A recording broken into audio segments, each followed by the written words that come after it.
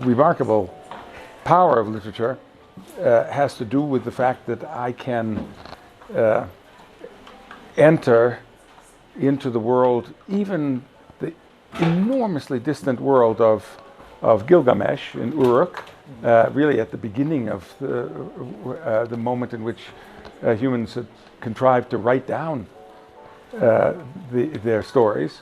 I can enter that world and feel, in some sense or other, when Gilgamesh is mourning his friend Enkidu, that I actually understand what he's going through. Even though I have the work was hardly written for me, and I have no relationship to that world, and the same is true of, obviously, to think of other ancient works of the moment at which Hector and Andromache are with their son on the ramparts of Troy, and then extending all the way up to the present,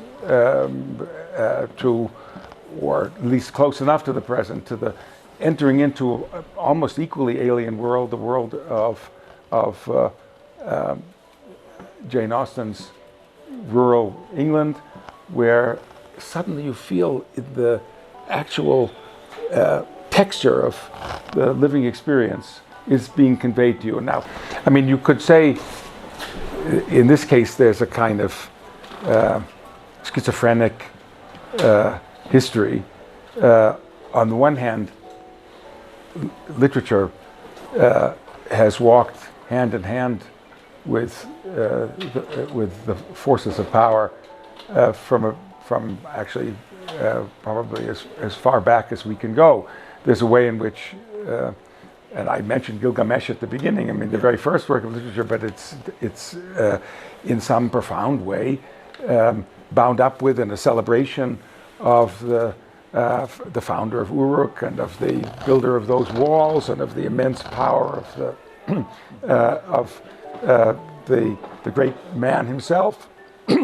On the other hand, the schizophrenic part is that power on the whole wants only the story told that it wants told, and it wants to silence the other voices, and so it looks like the only people who can stand up if they don't want to submit to the rules of power would be the occasional spectacular heroes like Antigone, who pays the price of her refusal to submit.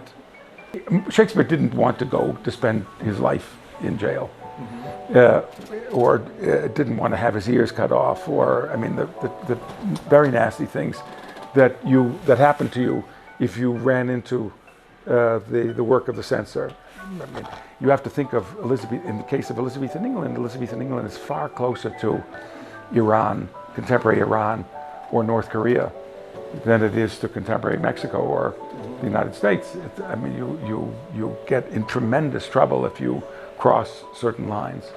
And there were people who crossed the lines, but Shakespeare didn't want to do so. But he finds a way, not simply of withdrawing, but finds a way to actually to say things in their way as powerful or more powerful than those said by Marlowe. But he does it. I think he's enabled to do so by the example of Marlowe. He sees what will happen to Marlowe, but he finds a way of doing so around the edges of the censorship. And that, if you think about much of the great literature that we care about, it is written that way. It's written in a way that does not, at least instantly, provoke the rage of the authorities.